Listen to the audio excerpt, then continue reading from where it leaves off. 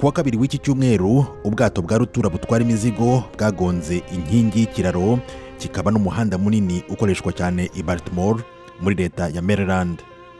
Ubuyobozi bwahise buhagarika imirimo yose yakorerwaga kuri iki kiraro nyuma y'uko abakozi batandatu baburiwe irengero. Mu kiganiro n'abanyamakuru, Shannon Gilreath wo mu ngabo za Amerika zishinzwe kurinda inkombe z'inyanja yavuze ko bashingiye ku gihe gishize bashakisha n'imbaraga babishyizemo nta cyizere cy'uko abantu baguye mu mazi bivuye kuri iyi mpanuka bakiri bazima.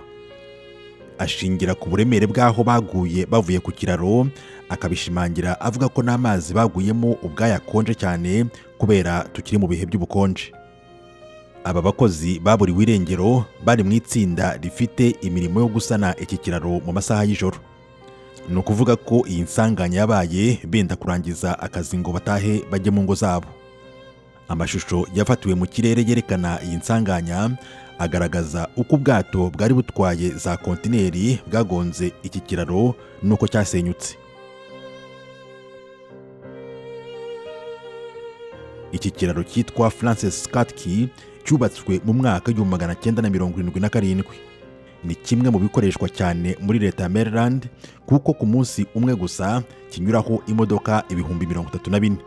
Birashoboka ko umubare w'abantu twari kumva bapfuye wari kwiyongera iyo hataza kuba abantu biswe intwari na guverineri wa Maryland Wes Moore wagize ati turashimira abantu bahagaze ku mpande zombi z'iki kiraro bakajya bahagarika imodoka zendaga kukinyuraho batazi ibyabaye bityo bakarokora ubuzima bwabo. Perezida wa Amerika Joe Biden yavuze ko isenyuka ry'iki kiraro ari impanuka iteye ubwoba, asezeranya ko icyambu kizongera gufungura n'ikiraro kikongera kubakwa. Abakozi bakoraga kuri iki kiraro bakomoka mu bihugu bya Amerika yo hagati bya Guatemala, Mexique, Honduras na El Salvador.